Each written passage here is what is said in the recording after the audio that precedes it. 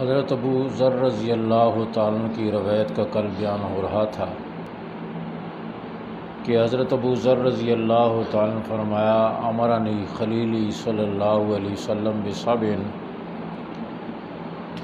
کہ میرے محبوب صلی اللہ علیہ وسلم نے مجھے 7 باتوں کا حکم فرمایا، اور ان میں سے 4 باتوں کا گزشتہ کل بیان ہوا تھا۔ 5ویں بات جو حضور اقدس صلی اللہ علیہ وسلم نے حضرت ابو ذر رضی اللہ تعالیٰ عنہ سے ارشاد فرمائی، وَلَا أَسْأَلَ أَحَدًا شَيْئًا، یہ کہ میں کسی سے کوئی چیز نہ مانگوں، کسی سے میں سوال نہ کروں، نہ کسی چھوٹے سے، نہ کسی بڑے سے، نہ کسی اپنے سے، نہ کسی پرائے سے، نہ کوئی چھوٹی چیز مانگوں، نہ کوئی بڑی چیز مانگوں، بلکہ جو کچھ بھی مانگوں وہ اللہ سے مانگوں۔ حضور اقدس صلی اللہ علیہ وسلم نے امت کو اس بات کی تعلیم دی کہ اللہ سے مانگنے والی بن جائے امت، اللہ کے در پر آئے۔ بخاری کی روایت ہے کہ حضور اقدس صلی اللہ علیہ وسلم سواری پر تشریف لے جا رہے ہیں، اور آپ صلی اللہ علیہ وسلم کے چچا زاد بھائی عبداللہ ابن عباس رضی اللہ تعالیٰ عنہ ابھی نوعمر لڑکے ہیں، سواری پر آپ کے پیچھے بیٹھے ہوئے ہیں۔ تو آپ صلی اللہ علیہ وسلم نے راستے میں ان کو آواز دی، یا غلام، او لڑکے۔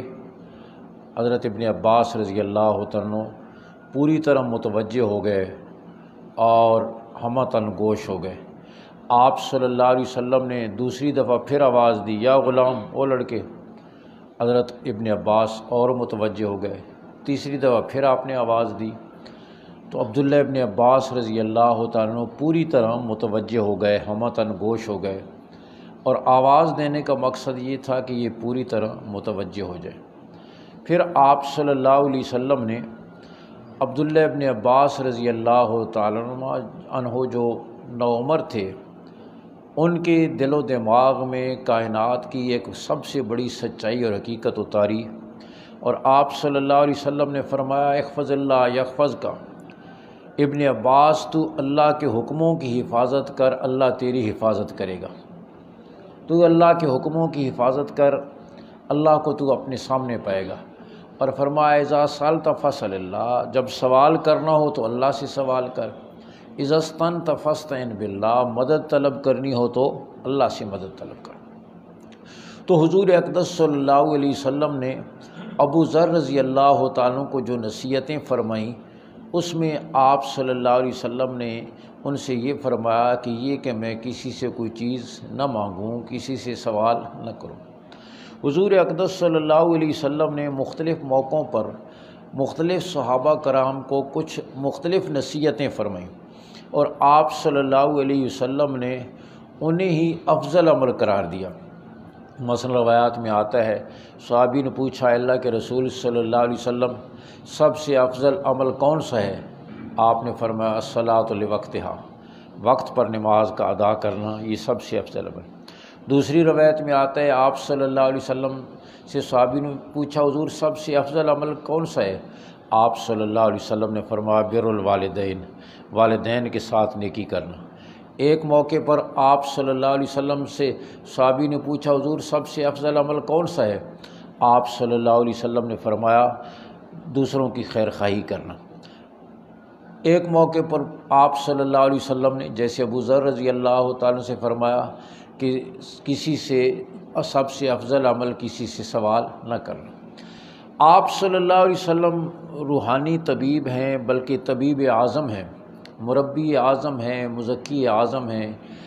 جیسے کوئی جسمانی طبیب کسی مریض کو پرہیز بتاتا ہے کہ دیکھو آپ نے گھی نہیں کھانا، آپ نے انڈا نہیں کھانا، آپ نے فلانی چیز نہیں کھانا، بالکل اسی طریقے سے آپ صلی اللہ علیہ وسلم نے جس میں دیکھا کہ یہ نماز میں سستی کر رہے ہیں، تو آپ صلی اللہ علیہ وسلم نے فرمایا، سب سے افضل عمل نماز کا وقت پہ پڑھنا ہے۔ جس کو دیکھا کہ یہ والدین کی خدمت میں کوتاہی کر رہے ہیں، تو آپ نے فرمایا، والدین کی خدمت سب سے افضل ہے۔ آپ صلی اللہ علیہ وسلم نے جہاں دیکھا کہ ان میں جب وہ سوال کرنے کا اعلان ہے تو آپ صلی اللہ علیہ وسلم سے فرمایا کسی سے سوال نہ کرنا سب سے افضل عمل۔ کہیں آپ صلی اللہ علیہ وسلم نے دیکھا کہ دوسروں کی خیرخواہی کرنے میں کمی ہو رہی ہے تو آپ نے فرمایا سب سے افضل عمل دوسروں کی خیرخواہی کرنا ہے۔ اور پھر حضرات صحابہ کرام تو حضور اقدس صلی اللہ علیہ وسلم کے حکموں پر مر مٹنے والے تھے، ہم تو عشق اور محبت کے نعرے بھی لگاتے ہیں، 12 ربیع الاول کو جھنڈیاں بھی لگاتے ہیں، جلوس بھی نکالتے ہیں، دیگیں بھی پکا لیتے ہیں، لیکن ماننی ایک نہیں ہے۔ سر سے لے کر پاؤں تک ساری کی شکل میں، صورت میں، لباس میں، شادی بیاہ میں، خوشی میں، غم میں، معیشت میں، معاشرت میں، ایک ایک چیز میں حضور صلی اللہ علیہ وسلم کی مخالفت۔ آپ کچھ فرما رہے ہیں اور ہم کچھ کر رہے ہیں۔ حالانکہ سچی محبت جو ہوتی ہے وہ مجبور کرتی ہے غلامی پر۔ جس سے سچی محبت ہوتی ہے آدمی اس کا ماتھا پڑ کے چلتا ہے، اس کے تیور دیکھ کر چلتا ہے۔ محبت اور نافرمانی جیسے آگ اور پانی جمع نہیں ہو سکتے، روشنی اور اندھیرا جمع نہیں ہو سکتے، سردی اور گرمی جمع نہیں ہو سکتے، اسی طریقے سے محبت اور نافرمانی دونوں جمع نہیں ہو سکتے۔ سچی محبت مجبور کرتی ہے، بلکہ جس سے محبت ہوتی ہے اس کی اداؤں کے علاوہ کوئی چیز دل و دماغ میں جچتی نہیں ہے، دل و دماغ میں کوئی چیز جچتی نہیں ہے اس کے علاوہ۔ آپ سنتے رہتے ہیں لیلا مجنون کا قصہ۔ یہ جو مجنون تھا نا تو یہ اس کا نام مجنون نہیں تھا، اس کا نام تھا قیس۔ یہ عرب کا نوجوان تھا اور لیلا پہ فریفتہ ہو گیا۔ ادھر دیکھو، ادھر دیکھو، وہ بیچارہ تو معذور ہے، تو آپ تو معذور نہیں ہیں نا۔ وہ لیلا پہ فریفتہ ہو گیا اور ہر وقت اسی کے خیال میں، اسی کی سوچوں میں۔ اس کے باپ نے لیلا کے والدین کی طرف اس نکاح کا پیغام بھیجا کہ اس کی شادی کرا دیں، انہوں نے انکار کر دیا۔ یہ اور بگڑ گیا۔ اس کے والد نے کہا چل تجھے حج پر لے جاتے ہیں اور وہاں جا کر اس کے عشق سے توبہ کر۔ اب اس کے باپ نے اس کو وہاں ملتزم پہ کھڑا کر دیا کہ یہاں توبہ کرو۔ تو اب وہ وہاں کھڑا ہو کر کیا کہتا ہے؟ الہی تبت من کل المعاصی ولکن من حب لیلا لا اتوب۔ اے اللہ میں سارے گناہوں سے معافی مانگتا ہوں لیکن لیلا کی محبت سے معافی نہیں مانگتا۔ وہاں جا کر بھی اس کا یہی حال۔ تو خیر، جب حضرت حسن رضی اللہ تعالیٰ کی جب وہ صلح ہو گئی حضرت امیر معاویہ رضی اللہ تعالیٰ سے خلافت کے مسئلے میں، تو حضرت حسن رضی اللہ تعالیٰ کو راستے میں مل گیا یہ قیس۔ تو حضرت حسن رضی اللہ تعالیٰ نے فرمایا قیس میں نے خلافت کے مسئلے میں حضرت امیر معاویہ رضی اللہ تعالیٰ سے صلح کر لی ہے اور خلافت اپنے سے بہتر شخص کے حوالے کر دی ہے تاکہ مسلمانوں میں خون خرابہ نہ ہو، تو یہ میں نے اچھا کام کیا ہے نا۔ تو وہ قیس کہنے لگا کہ کیا ہوگا اچھا، لیکن میرے خیال میں تو خلافت کی سب سے زیادہ حقدار لیلا ہی تھی، لیلا کے علاوہ خلافت کا حقدار کوئی اور نہیں تھا۔ یہ سنا حضرت حسن رضی اللہ تعالیٰ تو انہوں نے فرمایا انک لمجنون، تو مجنون ہے۔ اس وقت سے اس کا نام مجنون پڑ گیا۔ تو میں یہ عرض کر رہا ہوں جس سے محبت ہوتی ہے اس کی ایک ایک ادا سے محبت ہوتی ہے، اور محبت کرنے والے کی نظر میں اپنے محبوب کے طریقے کے علاوہ کوئی اور جچتا ہی نہیں ہے۔ ہم یہ دعویٰ کریں کہ حضور اقدس صلی اللہ علیہ وسلم سے بڑھ کر اس کائنات میں کوئی حسین و جمیل نہیں ہے اور اس میں کوئی شک بھی نہیں ہے، اور پھر آپ صلی اللہ علیہ وسلم کا چہرہ انور ہمیں پسند نہ ہو کہ آپ کے چہرے مبارک پر داڑھی تھی اور ہم اس کو خوبصورتی کے لیے کاٹ کر پرے پھینکیں، تو کیا مناسبت ہوئی؟ آپ صلی اللہ علیہ وسلم کا لباس کچھ، ہمارا کچھ، آپ کی شکل و صورت کچھ، ہماری کچھ۔ آپ نے شادی بیاہ کا ایک طریقہ بتایا، ہم نے اس سے ہٹ کر دوسرا طریقہ بتایا، ساری زندگی اس سے ہٹ کر گزر رہی ہو تو ظاہر ہے کہ یہ محبت کے خلاف ہے۔ شاعر کہتا ہے امر علی الدیار دیار لیلا اقبل ذل جدار وذل جدار وما حب الدیار شغفن قلبی ولکن حب من سکن الدیار۔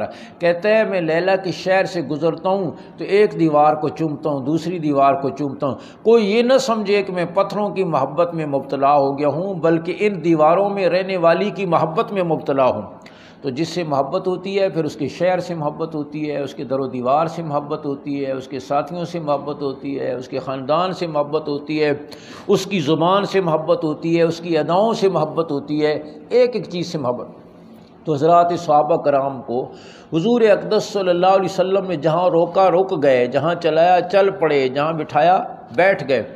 آپ صلی اللہ علیہ وسلم نے حضرت حکیم بن حزام رضی اللہ عنہ صحابی ہیں، آپ صلی اللہ علیہ وسلم نے ان سے فرمایا ہر مسلمان کے ساتھ خیرخواہی کرنی ہے، ہر مسلمان کے ساتھ خیرخواہی کریں۔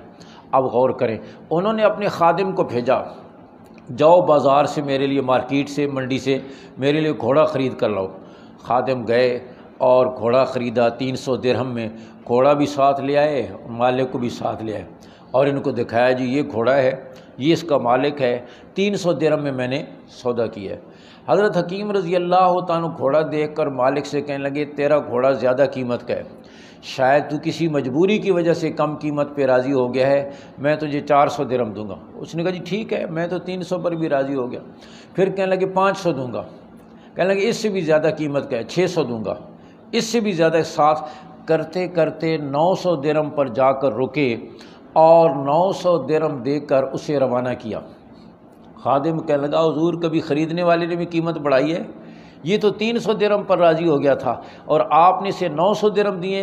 حضرت حکیم رضی اللہ عنہ فرمان لگے اس کا گھوڑا اتنی ہی قیمت کا تھا، شاید یہ کسی مجبوری کی وجہ سے کم قیمت پہ راضی ہو گیا، اور میں نے حضور اقدس صلی اللہ علیہ وسلم کے دست مبارک پر بیعت کی تھی کہ میں ہر مسلمان کی خیرخواہی کروں گا، اور اس کی خیرخواہی یہ تھی کہ اس کے مال کی پوری قیمت دے دی جاتی۔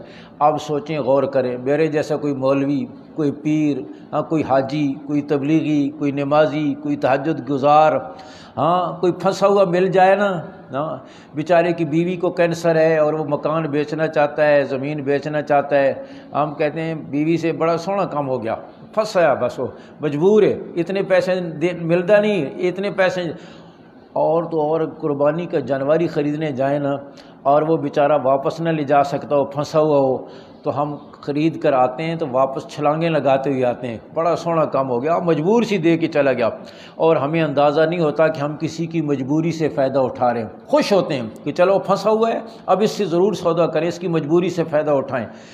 لیکن غور کریں، حضور اقدس صلی اللہ علیہ وسلم کے صحابہ مال کو دیکھ کر نہیں چلتے تھے، اعمال کو دیکھ کر چلتے تھے، اپنی خواہش کو دیکھ کر نہیں چلتے تھے، حضور کی پسند کو دیکھ کر۔ ہمیں تو جدھر سے 2 پیسے کا فائدہ ہو، حکم ٹوٹتا ہے، کچھ ہوتا ہے، حضور کی نافرمانی ہوتی ہے، بس جدھر 2 ٹکے زیادہ آ رہے ہوں، کم تولنے میں زیادہ فائدہ ہو رہا ہو، ملاوٹ کرنے میں فائدہ ہو رہا ہو، دھوکہ دینے میں فائدہ ہو رہا ہو، ظلم کرنے میں، جدھر 2 ٹکے آئیں تو بس ہم تو اسی طرف جائیں گے۔ اب وہ 2 ٹکے تو زیادہ آ جائیں گے، لیکن ساتھ نحوست آئے گی، ساتھ بے برکتی آئے گی، پتہ نہیں بھی اور بھی کتنا ساتھ لے جائیں گے۔ تو حضور اقدس صلی اللہ علیہ وسلم نے حضرت ابو ذر رضی اللہ تعالیٰ عنہ کو 5ویں بات یہ فرمائی کہ میں کسی سے کوئی سوال نہ کروں، جو مانگوں میں اللہ سے مانگوں، جو دینے پر خوش ہوتا ہے، جو مانگنے پر خوش ہوتا ہے، جس کے خزانے میں کبھی کمی نہیں آتی، میں اس سے مانگوں۔ اور فرمایا 6ٹھی بات یہ کہ وَأَنْ أَقُولَ الْحَقَّ وَلَوْ كَانَ مُرًّا، یہ کہ میں حق بات کہوں اگرچہ وہ کڑوی لگے، حق بات کہوں اگرچہ وہ کڑوی لگے۔ ہم تو دوسروں کی ہاں میں ہاں ملاتے ہیں نا، فرمایا حق بات کہوں اگرچہ وہ کڑوی لگے۔ حق بات کہنے کا یہ مطلب نہیں ہے کہ دوسرے کو گالی دے یا سخت لہجے میں بات کرے، فرمایا کسی کو نصیحت کرنی ہو تو نرم لہجے میں بات کریں، تاکہ وہ بات اگرچہ حق بات ہو لیکن لہجہ آپ کا کیا ہو، نرم ہو، تاکہ وہ اس کے دل میں اتر جائے۔ ہارون الرشید کو کسی شخص نے سختی سے نصیحت کی تو ہارون الرشید بڑے عالم بھی تھے، انہوں نے کہا کہ نرمی سے بات کرو، اس لیے کہ اللہ رب العزت نے تجھ سے بہتر یعنی موسیٰ علیہ السلام کو مجھ سے برے یعنی فرعون کی طرف جب بھیجا تھا تو اللہ نے فرمایا فَقُولَا لَهُ قَوْلًا لَيِّنًا، اس سے نرم بات کرنا، ہو سکتا ہے وہ نصیحت کو قبول کر لے۔ تو موسیٰ علیہ السلام سے بہتر نہیں ہے اور میں فرعون سے زیادہ برا نہیں ہوں، جب اللہ نے وہاں حکم دیا کہ نرمی سے بات کرو تو تم مجھ سے کیوں سختی سے بات کر رہے ہو؟ تو حق بات کہنے کا یہ مطلب نہیں ہے کہ انداز ایسا ہو کہ اور زیادہ بگڑ جائے۔ ہاں کوئی آدمی نماز میں نہیں آتا اور مسجد میں کہیں آ گیا، ہاں اللہ نے اس کے دل میں ڈالا، اب یہ اس کو نصیحت کر رہا ہے، کافرہ آج تو مسجد سے آ گیا، ساری زندگی تو آیا نہیں، ہاں 100 چوہے کھا کے بلی آج بھی چلی، وہ آئندہ آئے گا ہی نہیں نظر ہی۔ تو یہ مطلب نہیں ہے حق بات کہنے کا کہ انداز ایسا ہو کہ دوسرا اور بگڑ جائے، بدک جائے، بلکہ اس انداز میں کہ وہ بات دوسرے کے دل میں اتر جائے۔ حضور اقدس صلی اللہ علیہ وسلم نے یہی بات امت کو تعلیم دی۔ آپ صلی اللہ علیہ وسلم کی خدمت میں ایک شخص آیا، حضور مجھے بدکاری کرنے کی اجازت دیں۔ حضرات صحابہ کرام اس کی بات پر سخت ناراض ہوئے اور اس کو ڈانٹ ڈپٹ شروع کی۔ آپ صلی اللہ علیہ وسلم نے فرمایا کچھ نہ کہو۔ آپ نے قریب بلایا اور آپ صلی اللہ علیہ وسلم نے فرمایا تو یہ پسند کرتا ہے کہ تیری ماں کے ساتھ کوئی بدکاری کرے؟ اس نے کہا حضور ہرگز نہیں پسند کرتا۔ فرمایا اور لوگ بھی نہیں پسند کرتے کہ ان کی ماؤں کے ساتھ بدکاری کی جائے، تو یہ پسند کرتا ہے کہ تیری بہن کے ساتھ کوئی بدکاری کرے؟ حضور ہرگز پسند نہیں کرتا۔ فرمایا اور لوگ بھی پسند نہیں کرتے کہ ان کی بہنوں کے ساتھ بدکاری کی جائے۔ پھر اسی طرح آپ صلی اللہ علیہ وسلم نے خالہ، پھوپھی، سب رشتہ دار عورتوں کے بارے میں پوچھا، اور پھر آپ صلی اللہ علیہ وسلم نے اس کے سینے پر اپنا دست مبارک رکھا اور فرمایا اے اللہ اس کو گناہ سے محفوظ فرما، اس کی شرمگاہ کو معصیت سے محفوظ فرما۔ آپ صلی اللہ علیہ وسلم نے اس کو سمجھایا، پھر اس کے لیے دعا فرمائی، اور وہ شخص کہتا ہے اس دن کے بعد میرے نزدیک بدکاری سے زیادہ نفرت والی چیز اور کوئی تھی نہیں۔ آپ صلی اللہ علیہ وسلم کی مسجد میں بدو آیا اور مسجد کے صحن میں اس نے پیشاب کرنا شروع کر دیا۔ صحابہ اس کو مارنے کے لیے دوڑے کہ یہ کیا کر رہے ہیں، مسجد کی بے ادبی کر۔ آپ نے فرمایا کچھ نہ کہو، اس کو پیشاب کرنے دو۔ جب وہ پیشاب سے فارغ ہوا تو آپ صلی اللہ علیہ وسلم نے فرمایا یہ مسجدیں اللہ کے گھر ہیں، ان کو پاک کرنے کا حکم ہے، ناپاک کرنے کی اجازت نہیں ہے۔ آپ صلی اللہ علیہ وسلم نے اس کو نرمی سے سمجھایا اور صحابہ سے فرمایا جگہ کو دھو دو، اس کو پاک کر دو۔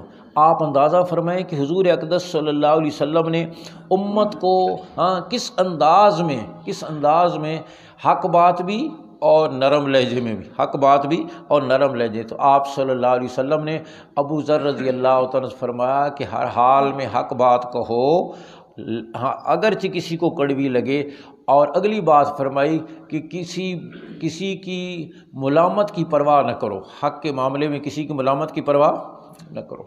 آج ہم تو یہ دیکھ بھائی لوگ کیا کہیں گے، جی اچھا بھلا آدمی نمازی ہے، دیندار ہے، کسی ولیمے میں ہے، سارے کھڑے ہو کر کھا رہے ہیں، اب یہ جانتا ہے کہ کھڑے ہو کر کھانا یہ سنت کے خلاف ہے، اور سنت کے خلاف کیا ہے، تہذیب کے بھی خلاف ہے، انسانیت کے بھی خلاف ہے۔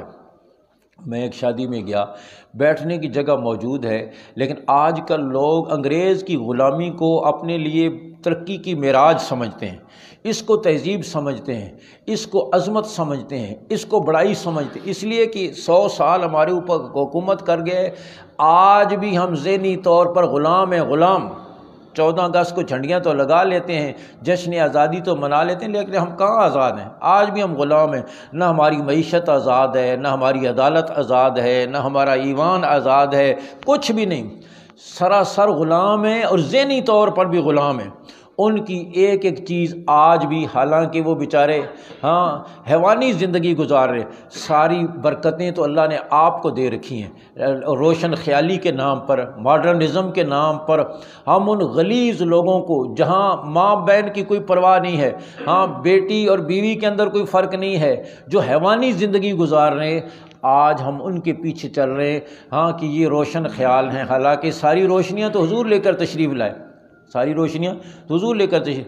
علامہ خالد محمود صاحب ایک بہت بڑے عالم گزرے ہیں، وہاں مانچسٹر میں، برمنگم میں تھے، بڑا ان کے اکیڈمی تھی، ان سے کسی نے کہا کہ حضرت یورپ کی روشن خیالی پر آپ اظہار خیال فرمائیں، یورپ کی روشن خیالی پر۔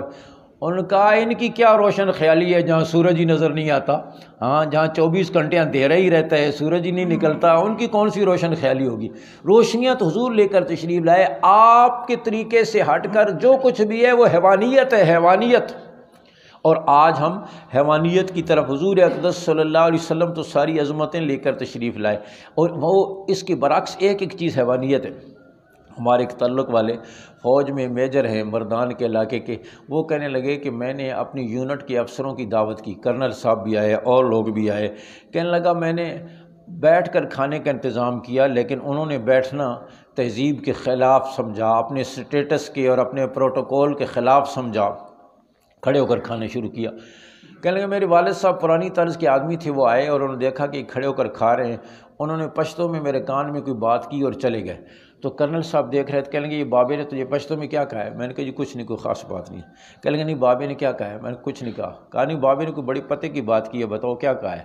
میں نے کہا کہوں گا تو آپ ناراض ہوں گے، محسوس کریں گے۔ کہا نہیں ناراض ہوتا، آپ بتاؤ کیا کہا ہے؟ میں نے کہا بابے نے یہ کہا ہے ہم ذمہ دار لوگ ہیں، کھیت میں کام کرتے ہیں، صبح سے دوپہر تک کھڑے ہو کر کھیت میں کام کرتے رہتے ہیں، بیج ڈالتے ہیں، باڑ لگاتے ہیں، پانی لگاتے ہیں، کیاریاں بناتے ہیں، دوپہر تک کھڑے ہو کر کام کرتے رہتے ہیں، دوپہر کو پھر ہمارے گھر سے کھانا آ جاتا ہے اور پھر ہم بیٹھ جاتے ہیں اور بیٹھ کر کھانا کھاتے ہیں، اور ہمارے چوپائے اور جانور بیٹھے ہوتے ہیں، جو ان کے سامنے چارہ آتا ہے ایک دم کھڑے ہو جاتے ہیں۔ ہاں آپ تجربہ کر کے دیکھ لو، گائے بھینس بیٹھی ہوگی، ان کے سامنے چارہ ڈالو ایک دم کھڑے ہو جائیں گے، روشن خیال ہو جائیں گے۔ یہ تو میں نے ایک مثال دی، ورنہ سراسر حیوانیت۔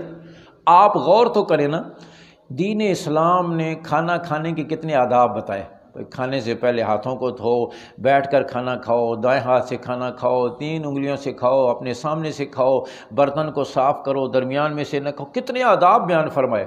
اور وہاں یورپ کا ایک گورا کسی پب اور شراب خانے سے نکلتا ہے اور راستے میں کسی ٹیک اوے سے وہ برگر لیتا ہے، اب غلیظ ہاتھوں میں اس نے برگر پکڑا ہوا ہے بائیں ہاتھ میں، اور پھر غلیظ منہ کے ساتھ وہ کھا رہا ہے، چلتا جا رہا ہے، کھاتا جا رہا ہے، جانوروں کی طرح چلتا جا رہا ہے، کھاتا جا رہا ہے۔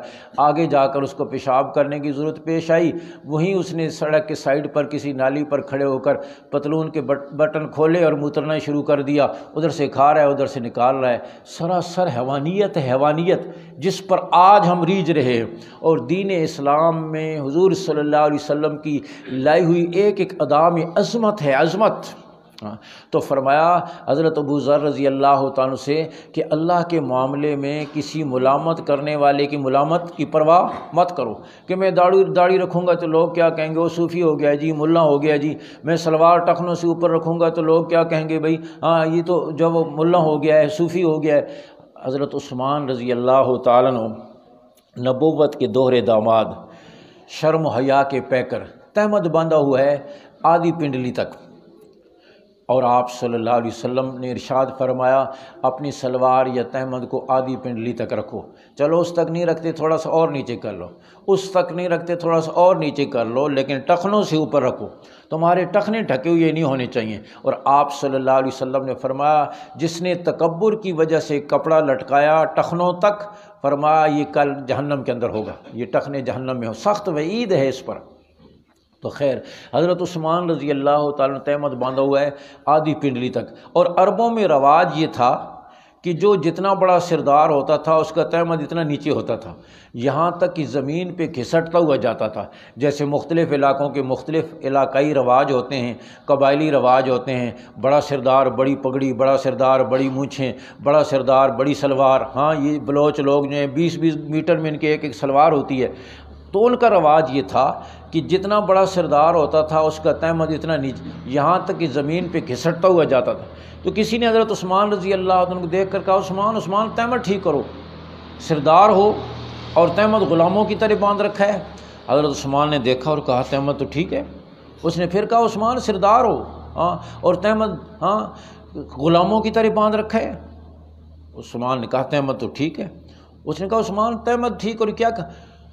حضرت عثمان رضی اللہ عنہ نے فرمایا میرے دوست لوگ مجھے غلام سمجھیں یا سردار سمجھیں، ہاکذا رأیت رسول اللہ صلی اللہ علیہ وسلم، میں نے حضور صلی اللہ علیہ وسلم کو اسی طرح کرتے دیکھا ہے، آپ کا عمل یہ، تو کسی چیز کی پرواہ نہیں۔ صحابی گئے مدینہ منورہ سے دوسرے ملک میں اور وہاں کھانا کھا رہے ہیں، دسترخوان پہ بیٹھے، اور حضور اقدس صلی اللہ علیہ وسلم کا ارشاد گرامی ہے، اگر لقمہ ہاتھ سے صاف جگہ پر گر جائے دسترخوان پر تو اٹھا کے کھا لینا چاہیے، کہ تمہیں نہیں معلوم کہ اللہ نے کس ذرے میں برکت رکھی ہے۔